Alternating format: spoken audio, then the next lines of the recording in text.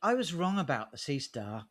When I first got one, I thought it was just a toy. I thought the results would be poor and that no serious astrophotographer would give it a second look. Guilty. I own both the Seestar S50 and a custom rig. I've used both seriously, and my opinion has changed. Not entirely, but quite a bit, but significantly. Three comparisons for you today. Same targets, both setups. I'll let the results tell you which one wins and when. A quick note on what I'm comparing here. The Seestar S50 is a 50mm smart telescope that does everything automatically. It's fairly small, but it aligns, it tracks, it stacks, it processes on your phone. It costs a fraction of a traditional setup. My setup, for example, I think is probably worth $2,500 if you want to buy everything and put it together. And that's by no means an expensive setup. My custom rig is a dedicated astrophotography setup with a proper mount, a cooled dedicated camera, and significantly more aperture than the smart telescope has. It takes longer to set up, longer to process, and costs considerably more. I'm not comparing them at equal exposure times because that's not how either is used in practice.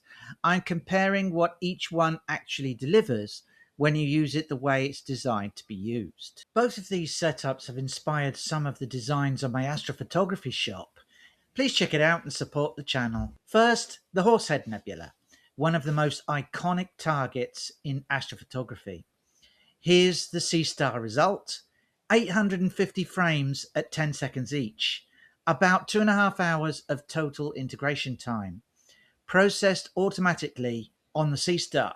When I first saw this, I had to look at it twice. The Horsehead is clearly visible. The Flame Nebula is there. The background is reasonably clean.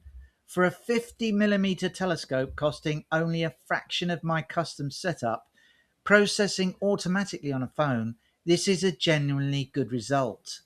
Now here's the custom rig, 180-second exposures, and it's 7 hours of total great integration time. The difference is clear. Much more detail in the nebula structure, cleaner background, richer color, sharper stars. The custom rig wins, and it should, given the aperture advantage and the integration time and the amount I spent on it too. But the honest question isn't whether the custom rig is better or not.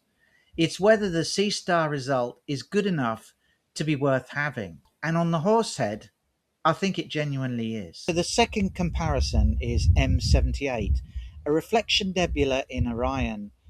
This is more challenging than the Horsehead. It's fainter, it's a more complex structure, and it's less forgiving of limited aperture. The Seestar spent 7 hours on this, 2,496 frames at 10 seconds each.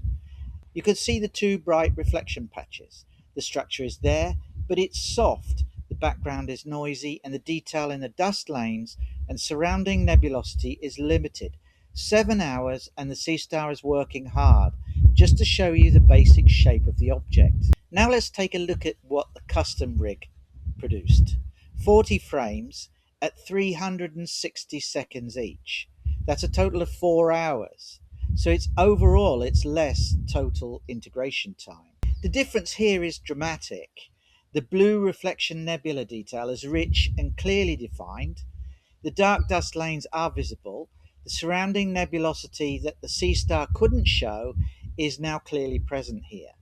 The custom rig has produced a significantly better result in nearly half the time. This is the comparison that clarified something for me about what the Seestar actually is and what it isn't. On a challenging target that requires aperture and sensitivity, the gap is not even close. Okay, so the third comparison, the Orion Nebula, the most imaged object in the night sky.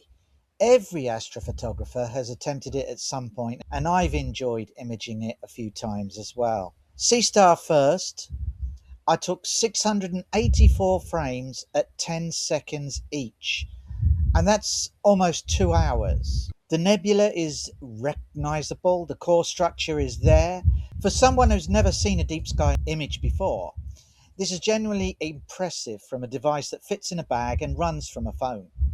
Now, the custom rig, it's 81 frames at 120 seconds, and that's almost 3 hours.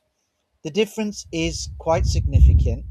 The dynamic range across the core and the outer regions, the colour, the structural detail in the nebulosity, this is a totally different class of image. Forgive the internal structure of the image a little bit blown out.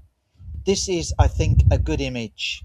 The custom rig, with just 3 hours of data, produces a result the Seestar cannot match, regardless of how long you run it. And that comparison tells you everything you need to know about what these two tools actually are. Before we move on to the final verdict, I've put together 2 free guides that are useful, whatever setup you're using. One is an imaging checklist, so you don't waste a clear night setting up. The other is a 50 must-image nebula guide with notes on what makes each one worth attempting and how to take it, including which ones work well with the focal length you're using. Both of these guides are completely free. The link is astroimagery.com/get cheat sheet. It's also in the description. Go there now and get these 2 guides while they're available. So is the Seestar killing traditional astrophotography? No, it's not. And I say that having used both seriously. What the Seestar does, it does remarkably well. It makes astrophotography genuinely accessible to anyone. No mount alignment, no polar alignment, no processing software, no learning curves. Point it at the sky and get a result on your phone. That's not nothing. That's actually quite remarkable. On bright showpiece targets, the Horsehead, the Nebula of Orion, the Andromeda Galaxy, the Seestar produces results that would have seemed impossible from a device this size just a few years ago. Results good enough to share, good enough to inspire, good enough to get someone hooked on the hobby. But on challenging targets that require aperture, sensitivity and deep integration, such as M78, this shows us that clearly the gap between a smart scope and a dedicated setup is significant, and it doesn't close with more time. My honest view after owning both these setups is this: the Seestar is not a replacement for a traditional setup. It's a complement to it. It's what I reach for when I want results quickly, when I want to show someone something in the sky, when the weather is marginable or the session is short. I just don't want to go through all the process of setting up. Maybe I'm feeling a little bit lazy. And for someone just starting out, a Seestar might just be the best thing that ever happened to them, because it removes every barrier between curiosity and a first result. That's not killing astrophotography, that's helping to grow it. I'd generally like to know, do you own a Seestar or a smart scope? And has it changed how you approach astrophotography? And what do you think about this question? Are smart scopes helping or hurting astrophotography? I read every comment and I love to get a discussion going here. So if this video was useful to you, there's much more on the channel.